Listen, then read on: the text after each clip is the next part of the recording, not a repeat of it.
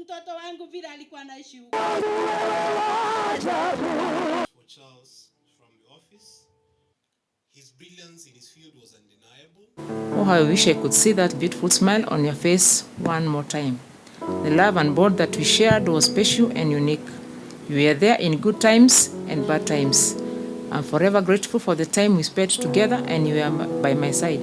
No one will praise you and unfold those treasured memories we share deep in my heart. Tunawahakikishia kwamba Marion tutaendelea kuwashikilia, tutaendelea kuwaombea, tutaendelea kuwafanya marafiki zetu ili muweze mkapata nguvu ya kuendelea na maisha.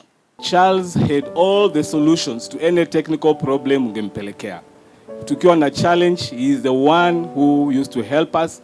In fact, we're wondering where and how we are going to do it, but because of what he has done, we trust that God will help us to be able to go forward. Charles joined our company 25 years ago, and from the very first day, he brought a unique energy and enthusiasm to our team. His passion for work, combined with a genuine kindness and an ever-present courage, quickly endeared him to all of us. One of Mithamo's most admirable traits was his unwavering commitment to us as his colleagues and the work that we do. He manages his time well, like Mulama said here earlier.